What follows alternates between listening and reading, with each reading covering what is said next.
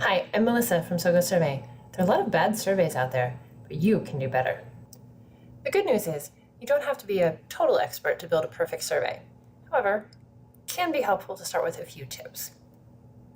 So let's start at the beginning. You got a blank slate and suddenly you've decided that you've got a need a survey can fill. So the question is, why? What exactly do you need that survey to accomplish? Probably you know very well we shouldn't just have surveys just because they can happen, just because you've got a new tool, just because someone said so. You really need to have a strategy behind your survey purpose. There should be a real and defined goal.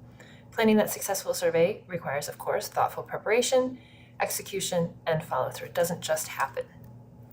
It does sound maybe like a little bit a lot, but we can help. And if you're not into having fully managed services taken care of for you, which we do as well, you could probably handle it yourself. One of the best pieces of advice is to begin with the end in mind. This is Stephen Covey, of course, is highly effective people. This is certainly good advice for life, keeping in mind your big goals and that kind of thing, but it's super useful for survey development as well.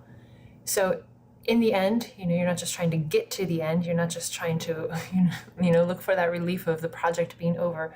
Probably there's some reason that you're on this path, that you're on this road. You decided that there was a good reason for a survey.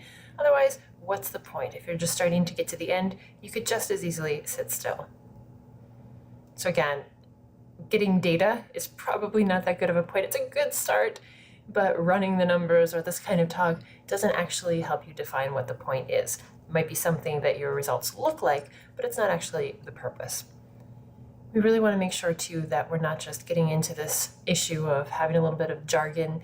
We know that people like the idea of data-driven decisions, but if all you're doing is just gathering data and then making decisions in an unrelated fashion, it's just an empty idea. So really the data needs to inspire those decisions. Of course, little joke on the jargon thing, shifting paradigms, building synergy.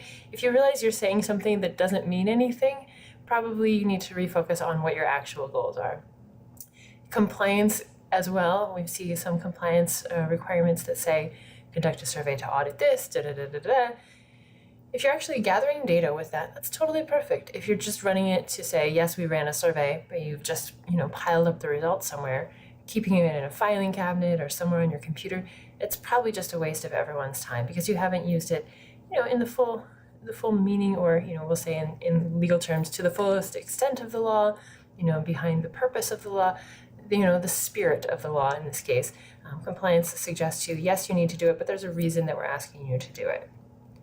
So if you are working on that big picture, probably you've got a goal in mind.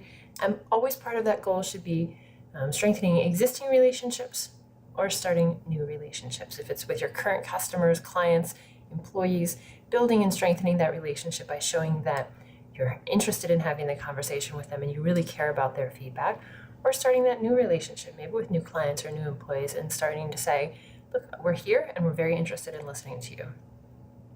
We have a lot of key problems that get in the way, which we'll talk more about down the road. But in short, if you don't have a goal other than just getting data, you're in trouble.